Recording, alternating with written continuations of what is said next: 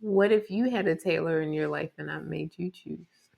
Be logical about it. If you're laying out who my tailor is, and you can speak logic to it, and you use the words that I use, like this person is compromising, and it can be validated.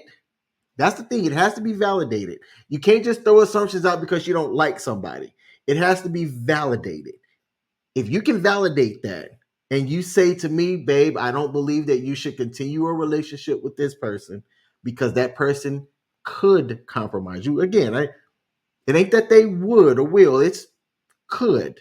There's a high probability of that. Then I'm gonna have to take a look at that relationship, see if what you're saying is valid, and choose to go, you know what, male Taylor, you got to bounce. So you notice how with you there were that extra step, like you have to confirm that what I'd be saying to you is valid, and then you'd have to make that decision. It wasn't the same way when you presented it to me. I didn't state it, but it was implied in that. Like you would have to make that determination yourself. Because again, I was saying that I'm not making it for you. I'm presenting it so that you know where I stand, but you have to make that decision. I would have to do the same thing. I would hear what you're presenting to me, analyze what's going on, and make the determination for what I want.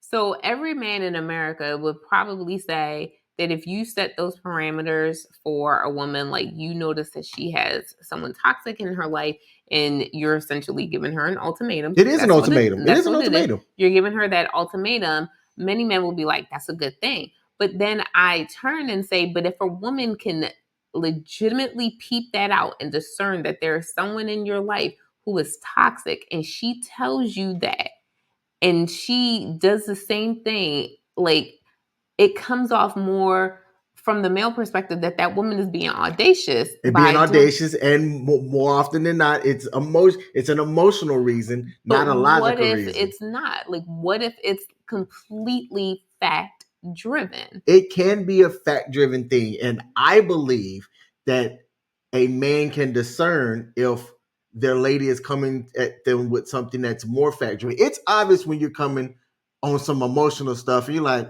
calm down, it ain't that. You know what I'm saying? I believe that more men can sit there and go, and here's something that is a logic-based question or thing than something that's more of an emotional-based thing. If it's more of an emotional-based thing, we're going to see that and not give it the same respect. That's my take on it anyway. I can think of plenty of instances in the past of things that was easily an emotional thing. And when something came back that was a logic-based thing, I'm like, And I was swayed to be able to listen because it was given with reason and not emotion. Okay. In my opinion, I think most men that do sit in that reason and logic can make that discernment.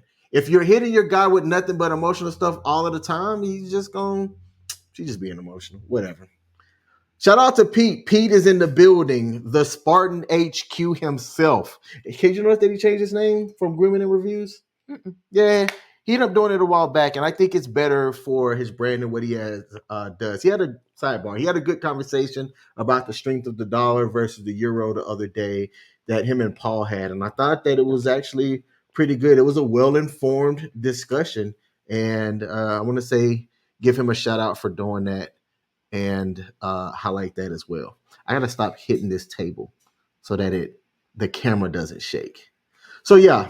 You already breaking stuff